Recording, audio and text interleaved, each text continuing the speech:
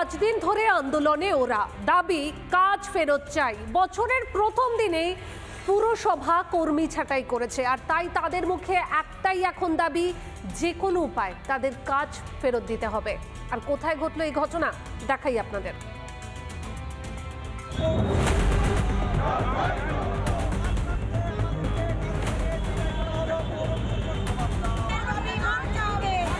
বছরের শুরুতেই কাজ হারিয়েছেন কৃষ্ণনগর পুরসভার 250 অস্থায়ী কর্মী।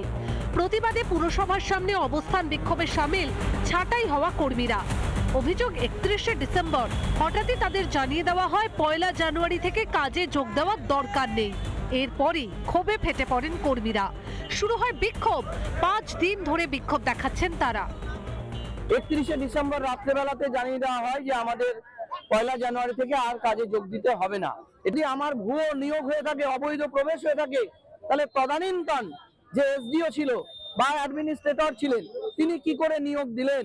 স্কুল শিক্ষকদের যে চাকরিটা গেল তারপরেও সে তিন মাস সে মাইনে দিয়ে গেছে, তাহলে সেক্ষেত্রে আমাদের উইদাউট নোটিশে আমাদেরকে কিভাবে উনি বসালেন? 2000 সালের কাজ আমার চলে গেছে, কিন্তু যাদের হচ্ছে মানে 2022-এর পরে যারা এখানে কাজে জয়েন করেছে তাদেরকে ম্যাডাম রেখে দিয়েছে, তাহলে কোন স্বার্থে ম্যাডাম এটা আমাদের সাথে করলো? পুরো বোর্ড ভেঙে দেওয়া হয়েছে, বসানো হয়েছে প্রশাসক। মহকুমা শাসককে প্রশাসকের দায়িত্ব দেওয়া হয়েছে কৃষ্ণনগর পুরসভায়।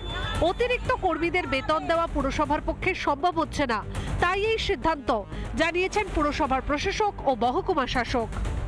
অফিস ওয়ার্কে এমনিতেই আমাদের 291 জন পার্মানেন্ট স্টাফ আছে, তার বাইরে এতজনকে নেওয়া হয়েছে কেন, কিভাবে, কোন পদ্ধতিতে বা কোনো কাগজ কিচ্ছু না দেখিয়ে শুধু নেওয়া হয়েছে।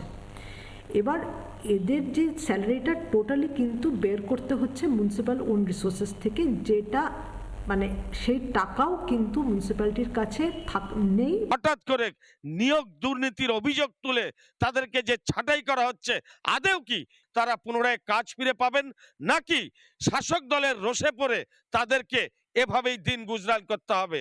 নদিয়া থেকে পলাশকান্তি মণ্ডল, রিপাবলিক বাংলা।